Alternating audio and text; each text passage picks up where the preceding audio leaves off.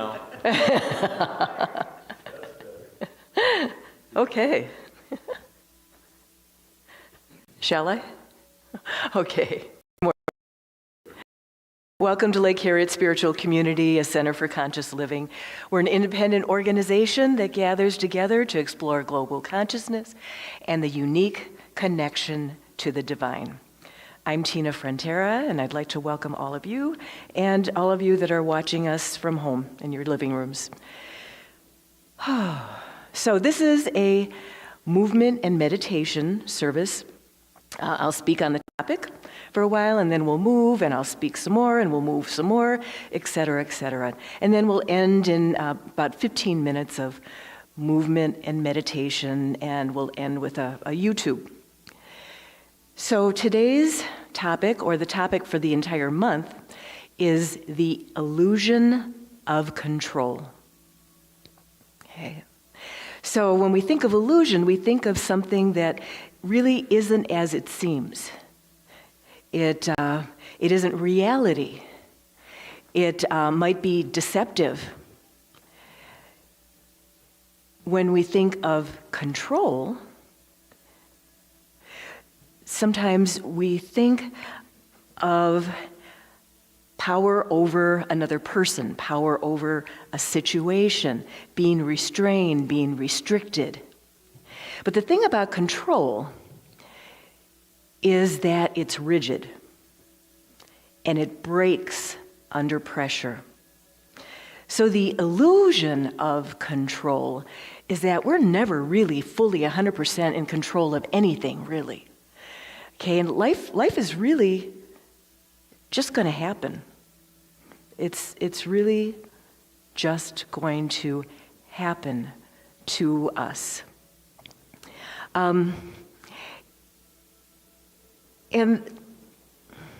But control is also needed. We need control, like to control fires. There are controls in scientific studies.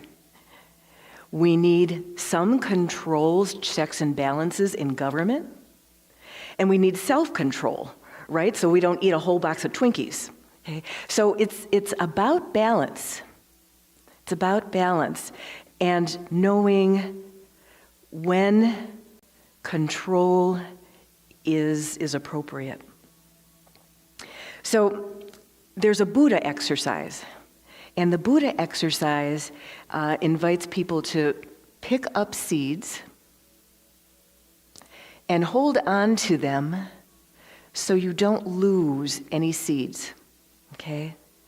And it's important that you don't let any seed trickle out, okay?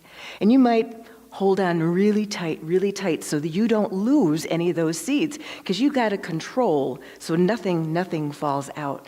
And eventually, your hand gets tired, right? And one little seed drops, and another seed drops, and another seed drops. And you get so tired of holding on so tightly, that all those seeds drop. There's another way that you can do it. You can pick up those seeds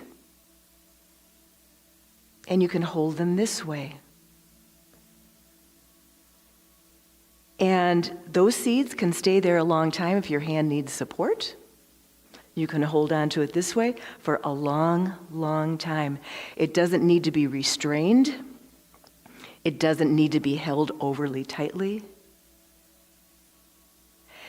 And you don't lose those seeds. If those seeds want to leave and blow away, they can. They can. So the difference between this and this is wisdom. So the harder we hold on to life, the more we realize that we can't. Life is really just going to happen. And there are lots of psychologists out there that are employed because of our issues with control, right? We don't like the fact that our parents controlled us, and sometimes we hold on to that for a long time in our life. We resist control, or the illusion of control, or we think we're being controlled as an adult, like we were when we were children. But we're not necessarily. And sometimes we are so afraid of life that we grasp onto things. We cling to things because we think it gives us a sense of security, a sense of structure, and more stability. But we realize that the more we try to control, we can't, and then we become anxious. And then it's like this big circle, okay, that really keeps those psychologists in business for a long time. And we kind of like spin around, and then sometimes if we keep spinning, we get on anti-anxiety medications, and we spin and we spin and we spin. So Marianne Williamson talks about the illusion of control like being in a parallel universe. We can live in control, and control really is fear. Or we can live in peace, which is really about love. And that parallel universe is such where we can choose from moment to moment where we want to live. Is it fear? Is it love? Is it fear? Is it love? And sometimes in life, we sometimes go in and out of both of those things. So there's a story of a child who was born with muscular dystrophy, and his father couldn't handle living with a child that was disabled. So the father left, and the mother was left alone taking care of this boy. And she had to work for a living, so she hired lots of aides to take care of this boy. And they had to get into quite a routine. If you've ever had a disabled child or relative, you sometimes know that you sometimes need very strict things for your own sanity as well as to make sure everything's right. So a schedule for toileting, a schedule for eating, a special diet, a special, routine for exercise. And this young boy, as he was growing up, went through, as you can imagine, through 18 years of his life, several different aides. So all those aides had to follow this controlled routine. So a new aide got hired, and he was a middle-aged man, and he followed the routine, that controlled routine for a while, and then he looked at this 18-year-old kid and he said, "Kid, you got to experience life here. What if we go on a road trip?" And the kid's like, "Oh, I don't know if I can do that. I got to do this way and this way." "Come on, just think about it. Just think about all the fun we could have." He went to his mom, asked his mom, and mom said, "No way, you've got to have things like this and like this." He thought about it overnight, and he went to his mom. "Mom, I'm an adult now. I'm 18. I'm going on this trip." So 2 weeks, they went on this road trip, and he got to experience things with this man that he never, ever experienced in life. Not only just new sights and new sounds and new friends, but other things that are very, very simple to us normally. He got to actually pee standing up, for example, which he never did in his life, being severely disabled with muscular dystrophy. That was like freeing for him. He got to first base with a girl. That was freeing for him as well. And then he wasn't planning on it, but he happened to be in the town where his father, who abandoned him, was. And he met his father. And his father basically just blew him off. And so he learned there's the joys of life, and there's stuff that's bittersweet. Things aren't always going to go your way, but he got to experience things fully, not behind a curtain. So the only real control that we have is our perspective and how we view things in life and how we respond to how life flows. Now, we do have free will, okay, and we can make choices. But if we want real control, sometimes we have to drop that illusion and drop that fear so we can let life have us, so we can open up and truly experience things. So there's an expression, let go or be dragged. Okay, so now I invite you to stand up. We're going to do our first exercise. And as usual, the first exercise, I like to do things to remind us to get rid of what no longer serves us. So feet slightly apart, knees slightly bent. And we're going to do first what's called 3 treasures breathing.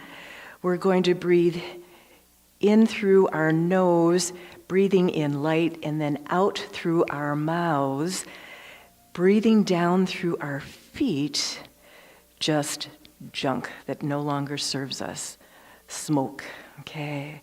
So breathe in light through the crown of your head, and have that light pass through your body, and breathe out all that which does not serve you. Breathe in again, light. Breathe out what no longer serves you. Breathe in again, light. Breathe out what no longer serves you. Now, you might need to spread out, or if you're in a pew, you might need to be outside of this, but we're going to just move some energy. Qigong energy. Qigong is about moving stuck energy, balancing male and female energy, yin and yang. So just from side to side, we're going to just wake up.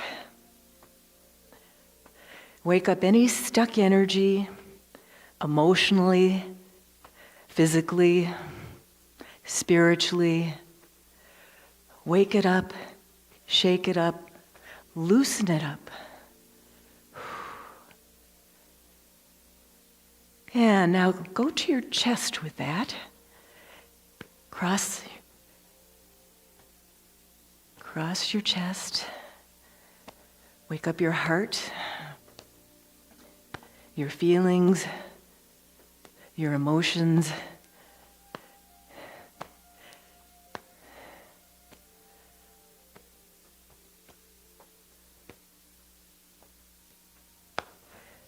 And hands up above your head. And let's just bounce a little. We're going to move the energy from the tips of our fingers, down our arms, down throughout the whole body, shaking, bouncing, down through the knees, out through the feet, just gentle shaking. We're waking it up, we're shaking it up. And if you want, you can bounce from side to side. Feel if there's anything just feels kind of stuck. You can wave your hands, say goodbye to whatever's stuck, and bounce just a little more.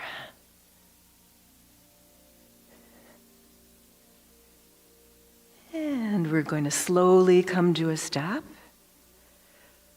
And bring your hands down, and let's rub your hands. Let's put some heat into those hands, some energy into those hands. And we're going to take one hand and extend it as in a handshake. And imagine in the palm of your hand are your issues and your need to control. Think of those things that you have needed to control that produces anxiety, that perpetuates fear. Things that you might need to let go of. And be with that, recognizing what it is. Don't look away from it. Recognize it for what it is.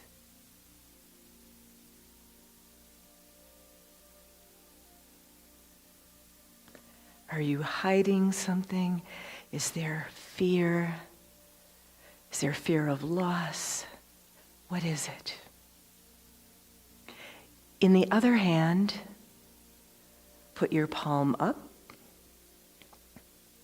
and place in it love and peace and confidence.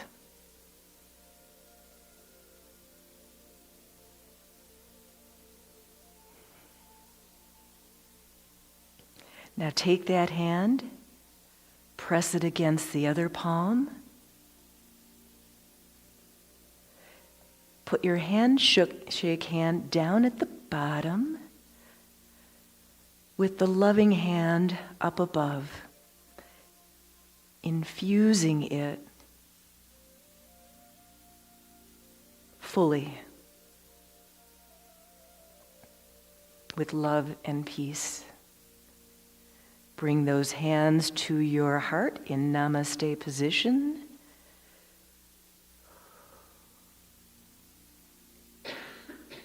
Thank yourself.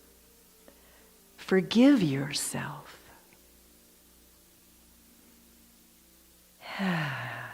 And have a seat. So, has anyone tried to control a teenager? Yeah, how does that work for you? Right? Where there's control or perceived control, there's resistance, right? And we've probably all been there, whether we were parents or whether we were teenagers ourselves. We didn't want to be controlled, and we resisted it. When I was a teenager, miniskirts were in. And my father did not want me to wear a miniskirt. So I have this mole, left knee, it's an inch above my knee. I could not leave the house if you could see that mole, okay? So every morning, because my father worked the 3 to 11 shift, every morning I'd go down for a knee check before I left the house, and that mole was covered. That mole was covered. I went out the door, and you know, elastic skirts are great, because you can have them down at your hip, went out the door, up the waist, mini skirt, okay?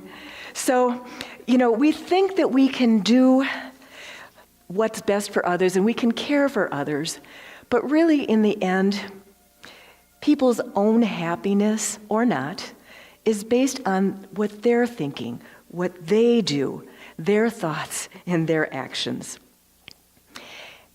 And we live in a society as well, right? And we sometimes think that these times are different than other times, but really, all throughout society, we have had one group that has tried to control another group. And then within that group, there have been individuals that have tried to control within that group. So it's not new. You know, what's kind of different is that now that there's social media, we're all kind of exposed to these sound bites. But it's existed through the ages, throughout times of human beings. There have been societies that have gone through cycles of control and not control. So Dr. Ruben Barlavov is a psychiatrist who wrote a book called Thinking in the Shadow of Feelings. And he said that thinking critically and scientifically is one way to avoid of getting deceived. So not letting our emotions overshadow our thinking. Okay? Now, doing that takes that critical thinking, it takes some emotional intelligence, it takes time and strength and calmness to take that time and ask questions and think critically and scientifically. Einstein, I love quoting him because, you know, we think of him as this great scientist, but really he's a very spiritual guy as well. And one of his quotes is, "The greatest illusion in the world is the illusion of separation." To think that I am different than you, or better than you, or that there's you and me, or to think that everything in the universe is not interconnected and that we aren't all interconnected is really quite an illusion. So trying to have control and power over others doesn't benefit our entire togetherness here. And so control and power without checks and balances, without other controls, sometimes is said can be a weapon of mass destruction.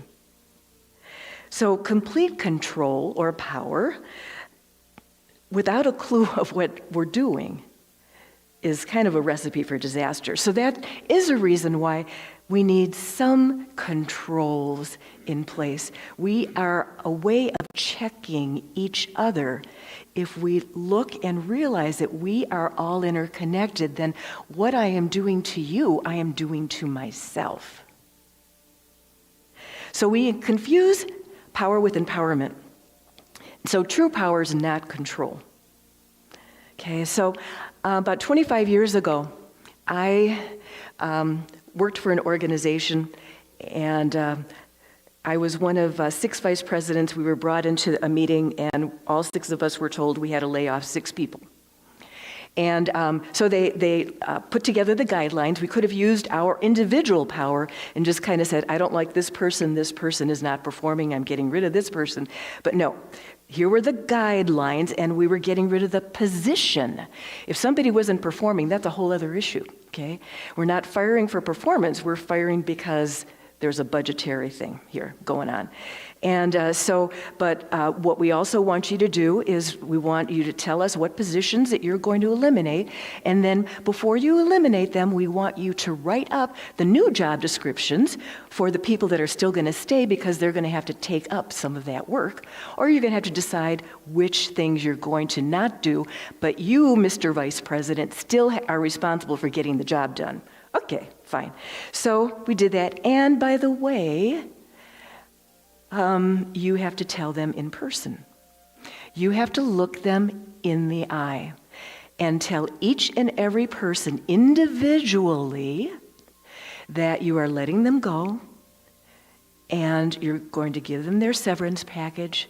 You're going to, you're going to have a script, but we expect you to be human. And we did that, and that was one of the best work experiences in my life. I mean, no and yes, you know what I mean. 10 years later, I worked for a small little organization, and we looked to get acquired by a big organization, and we did. We got acquired. And what usually happens, sometimes after 5 years, they have the little acquired company sort of go away, and the big company sort of gobbles them up. So 5 years later, we were called into various meetings with our individual senior leaders, so big groups of us in these meetings. And during the meeting, about a half hour later, we were told that there was, in another room, 100 people being laid off. And first, you're shocked. And then there's a sense of relief, because my whole team that was acquired, we were still all in the same room. We weren't in that room, and we were really, really overjoyed. And so I got to meet with that team later, and we hugged, because we were a really, really close group. And at 4:30, I had a meeting with my senior leader, as I normally did on that particular day, and he said, Tina, now it's your turn. We're letting you go. And also, that was a good decision. This guy, this individual guy, was kind of a snarky kind of a guy. He wasn't a real kind man, but he exuded kindness. And it's like I almost knew something was wrong before he said it, because it's like he's like being overly kind. But he and others decided that they weren't going to tell me in the group of a bunch of people, probably for a lot of reasons. And so I got to go to my office, which had all kinds of pictures. It took me a couple of hours to pack up. He allowed me to go to my office by myself, and then he carried my stuff out for me, and we carried it out together. And he was very, very kind. And I thought about, why did that happen? And I thought about the systems of checks and balances, and how the culture of that organization wasn't that one person was in power. It wasn't that the president said, okay, now go do it, you guys are gone. The human resources director got involved. Lots of people got involved in, this is our culture and we're going to treat these folks humanly. And for me, I guess they decided they did not want me to go to my office and have my team watch me pack up. Okay? So I was treated humanely. So there are lots of ways to deliver tough messages and be human. And those 100 people that were laid off in that room, too, were treated humanly. And once the budget got better, some of them applied and got rehired again. There were no hard feelings. It was just business. It was a good place. It was a good place to work. So, if control is an illusion, what works? What works? Some might say it's influence and presence, being there, looking at the person eye to eye, influencing, not pushing, but having dialogues with each other and listening. Influence is flexible. It flows. The Dalai Lama says, don't argue or fight, just negotiate. There's no 100% winner in anything. 50-50 is good, but guide the situation. Shift the energy. Bring compassion into the picture. There's always room for compassion. With that, we're going to do our next exercise. I invite you to stand up. And, okay, knees slightly bent, feet slightly apart, hands down at the side. 3 treasures, breathing again. Breathing in light through the top of your crown, through the nose. And breathing out, down through your feet, through your mouth. In once again. And out.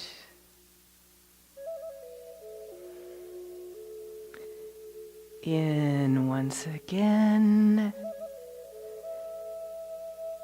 And out.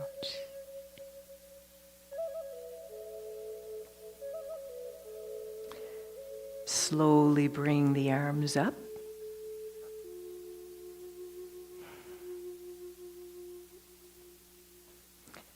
To chest level. Put those arms as far back as you can, pushing your chest out, pushing your heart out, pushing compassion into the world, letting it flow into your heart.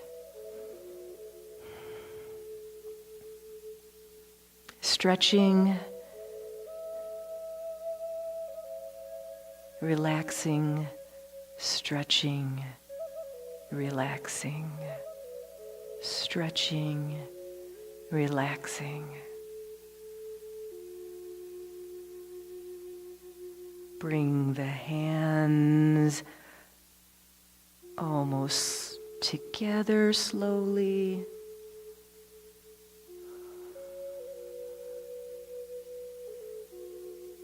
Breathing.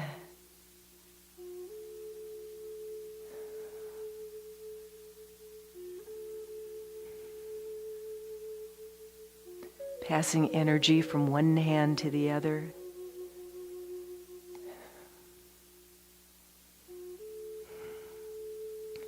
And slowly opening the heart again.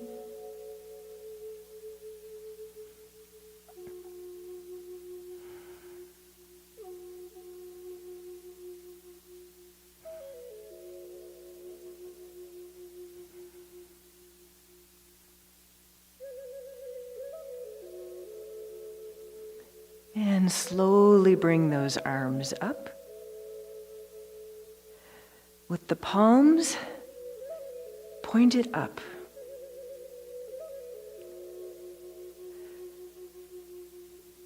A way to gain power and energy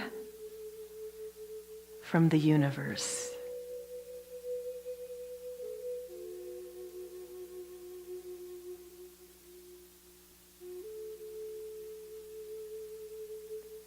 Twist to one side, gathering as much light and energy as you can, and holding it.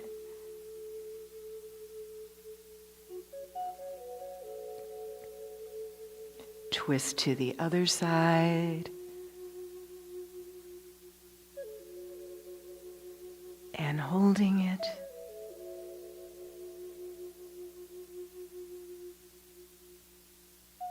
Back to center. And remember, still keeping those knees bent, you're going to bend at the waist and create a flat back, pointing those hands down to the earth. Connecting with the earth, Mother Earth, and all that she provides, nurturing, grounding, the water we drink, the soil that grows our food,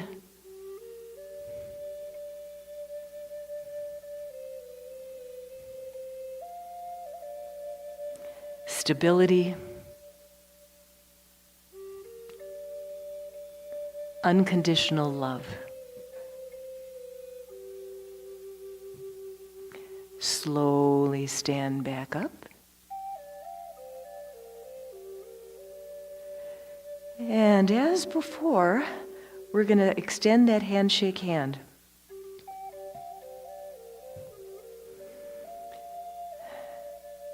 Now this hand, instead of representing all those things that you felt the need to control, just recognize all the times that you have felt controlled. Not really controlled, but felt that way.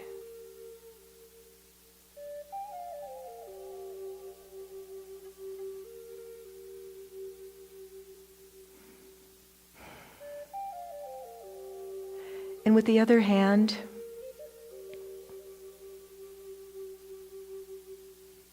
hold free will.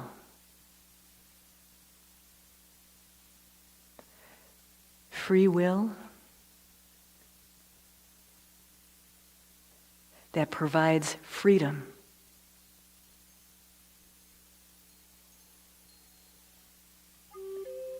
Marry those two hands together.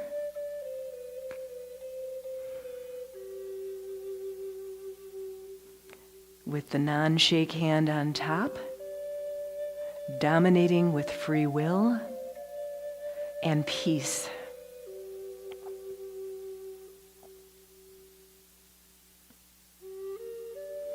Extend the top hand up to the heavens, palm up to the heavens. The bottom hand down, palm down to Mother Earth. Connecting the universe with the earth, the heavens and earth. Flowing through you as a conduit.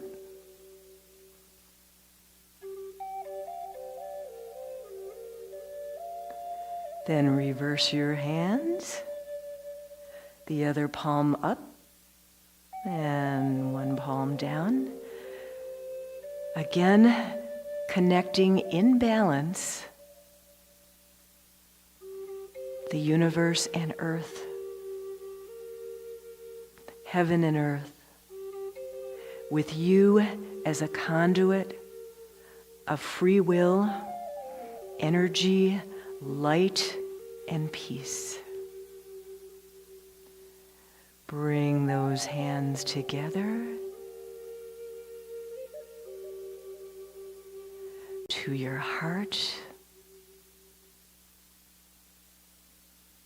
and thank yourself. And have a seat. Okay, Thich Nhat Hanh says humans suffer from attachments.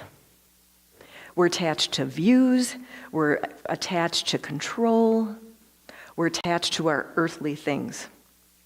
And a friend of mine who's lived with multiple sclerosis for over 30 years reminded me this week of the serenity prayer, right?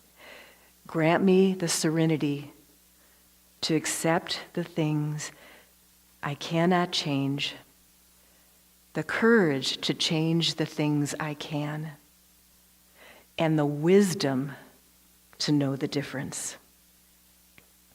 So we're especially attached to our temporary bodies, okay? The Hindu philosophy says that the basic illusion that we have is of permanence. Nothing is permanent. This skin that we live in, we know is not permanent. And as soon as we give up that illusion, then it allows us to fully live. Giving that up, we can shine the clarity of what really matters in life.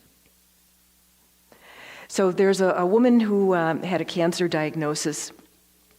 And, when people have cancer, you go through the stages of anger and denial and acceptance and healing, etc. And she describes walking into her chemotherapy session.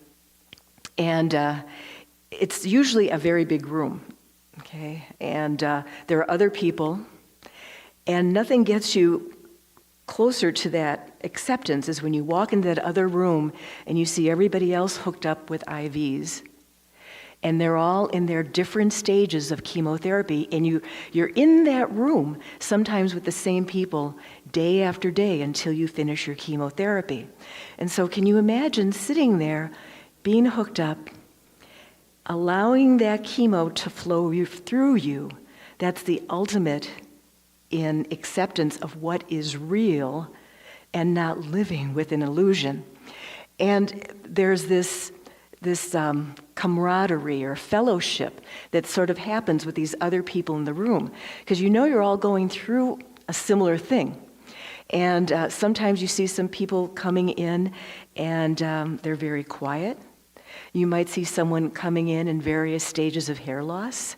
You might see someone else coming in talking about how they had a wonderful week and how they are enjoying each and every day that they still have.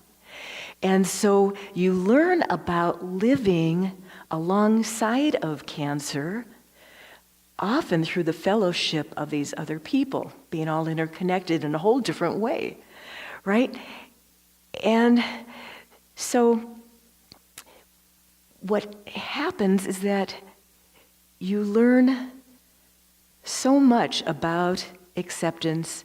You learn so much about all of that interconnectedness that you realize how things really are an illusion of permanence. And it's about hope and living now. Whatever that hope means, but living now, right now, while we are fully alive. There's a thing called radical acceptance, where we kind of notice things, we take note of them, and we see them without any judgment, without good or bad. And it helps us become at peace with others and ourselves, particularly when we're watching a kind of a bizarre scenario or sometimes even accidents. Sometimes people, if they do that radical acceptance, they can avoid having sort of a panic attack when you're watching something that's really weird happening. But that radical acceptance helps us to get rid of that illusion of permanence. And birth and death, we realize, are just a door that we go in and out of. It's just really the circle of life. It truly is all about life. And there's this concept of universal presence that helps us realize that our divinity can't be destroyed. Even though this skin isn't going to be here forever, that concept tells us that our divinity can't, our essence can't.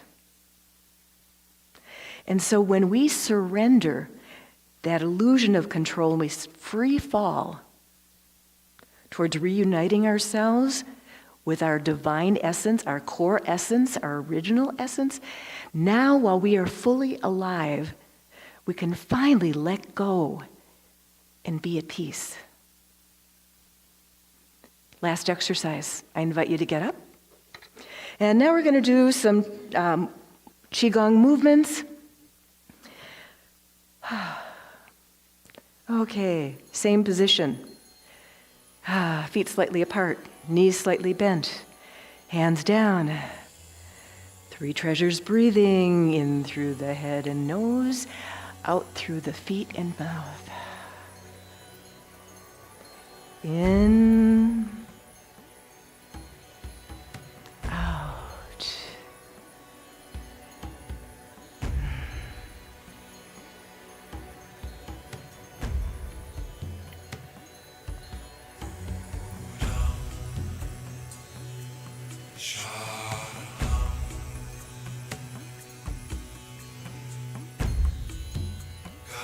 Okay, we're going to slowly raise our arms.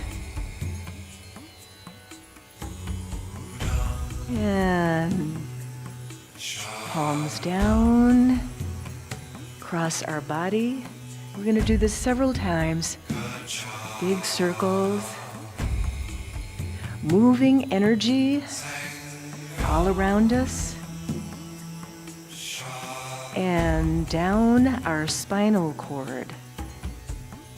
Aligning the nerves, the circulatory system, the lymphatic system, our respiratory system, aligning them all.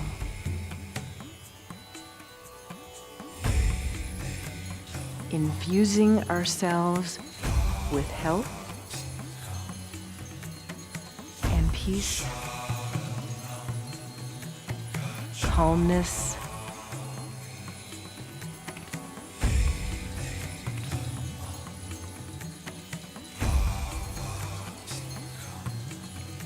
and their hands at our side with our outside of our fingertips, outside and our palms pointed towards us. We're going to do what's called paintbrush hands. And when your hands come to the top, reverse it with your palms out. As you're doing this, you're going to slightly bend down as you're coming down, and reverse those paintbrush hands again as you're coming up. And down.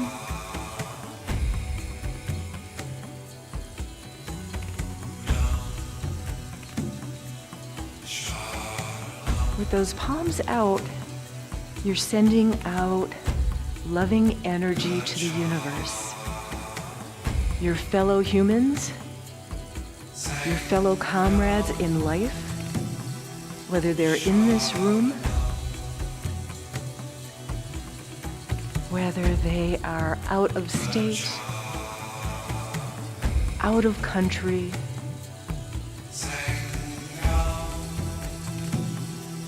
sending peace to the entire world.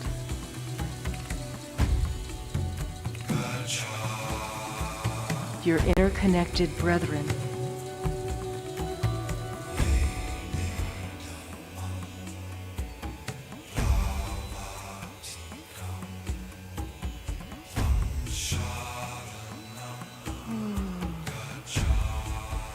Now, with the arms up, you're going to push out and back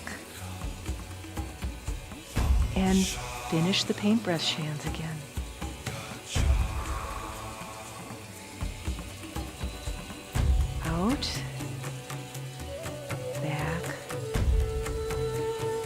down, up,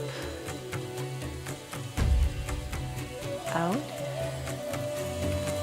back, down, and up, out, back, down, and up. There's many facets to the world.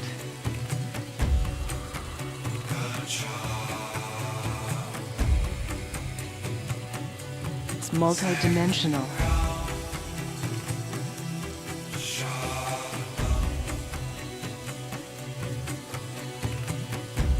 It's complex.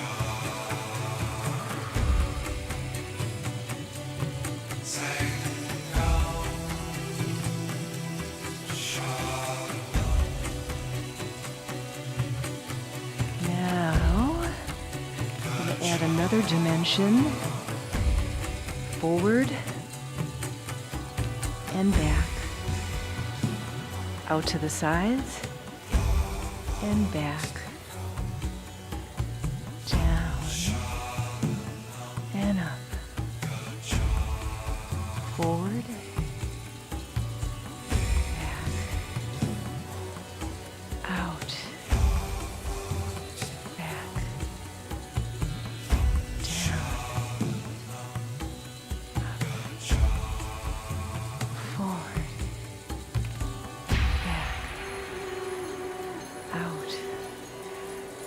back, down, up, forward, back, out, back, down, up, and stay in that position. And we're going to have our palms pointing each other, and we're going to open up our heart again as we did before, and we're going to have slightly faster movements, opening up our heart fully, moving energy from all over the universe and gathering it together, gathering it from our heart to that space in between our two hands. Flowing, letting it flow.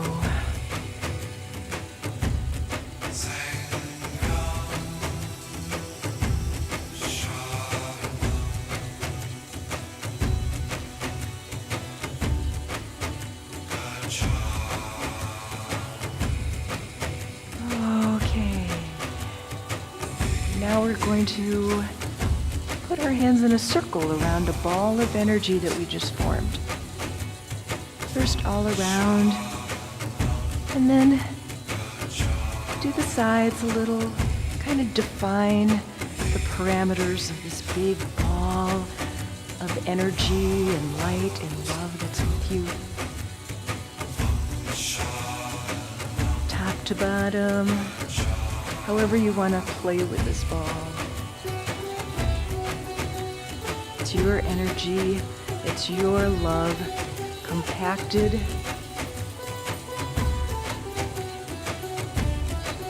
with universal love,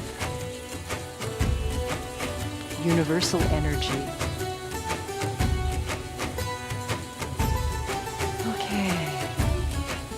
And take that ball and give it up to the universe. Let it go. You're not controlling it. You are letting it go and letting it spread love all around. Bring your hands down. And with your palms facing you at about chest level, make sure you're in a strong stance. You might even want to separate your feet a little more. is instead of a sitting meditation, we're going to try a standing meditation. And when we breathe in, we're going to breathe in light, but now we're going to breathe it in and imagine it surrounding us, surrounding our entire bodies, our backs of our legs, our feet, our belly, up the front of our body, and then with the next breath, infusing our entire body with light through our lungs, through our circulatory system. And here you are, one big ball of energy and light and openness. And in front of you, where your hands are located, is your divine self. That entity that cannot be destroyed. Your divine nature, your goodness, your wholeness, your integrity, your love. And just connect the light of your body to that. Bringing that in closer and closer to your heart and yourself and your very essence and your being.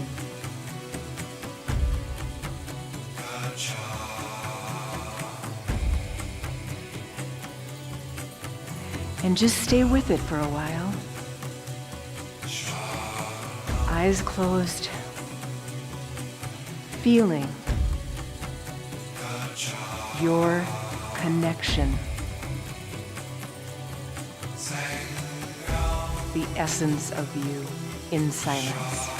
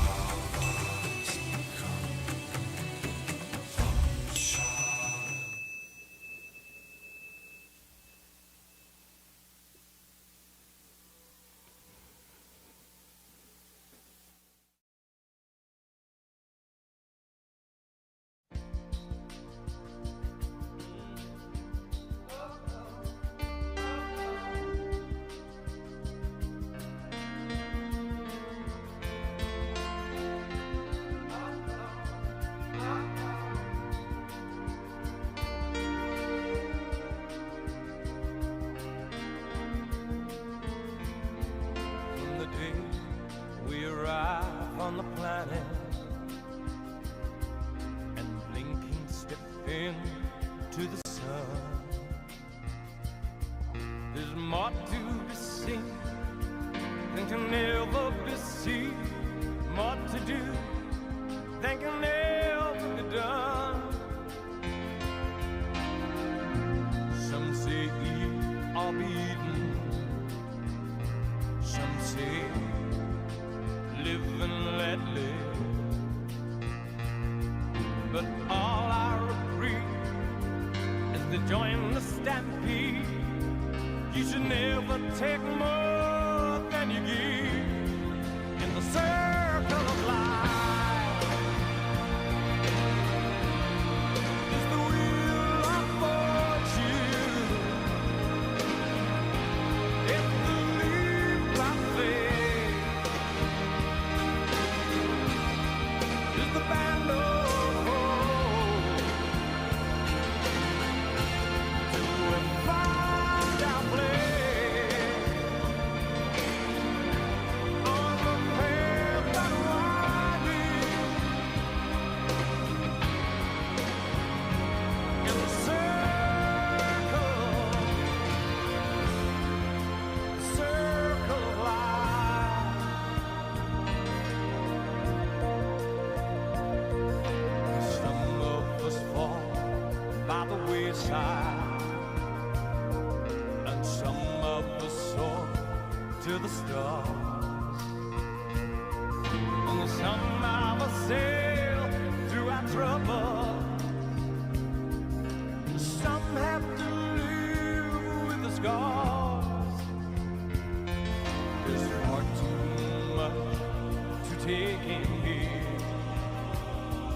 you find that can never be found. But the sun rolling high through the sapphire sky keeps grading some more of the endless round in the circle of life. Is the wheel of fortune? It's the leap of faith.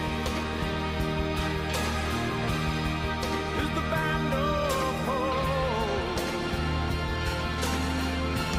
We find our place on the path unwinding.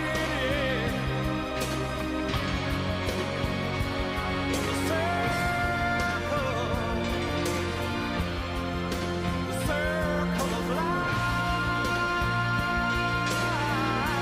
is the wheel of fortune. It's the leap of faith. It's the band of hope. Sing we find our place on the path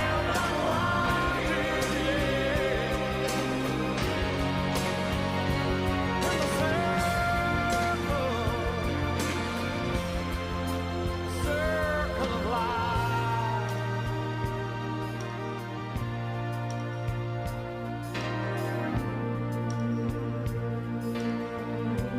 On the path unwinding, yeah, in the circle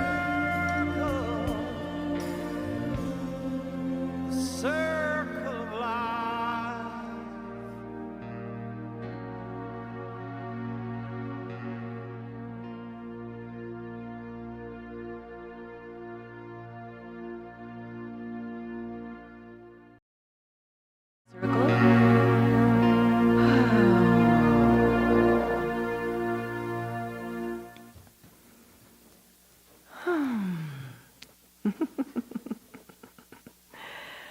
Oh, here we stand in our own circle. Mother, Father, God, Spirit, ancestors, all who love us, thank you. Thank you for free will. Thank you for insight. Thank you for freedom. And as we walk out here today, let's remember to be kind and treat every person we meet as our brother. Aho.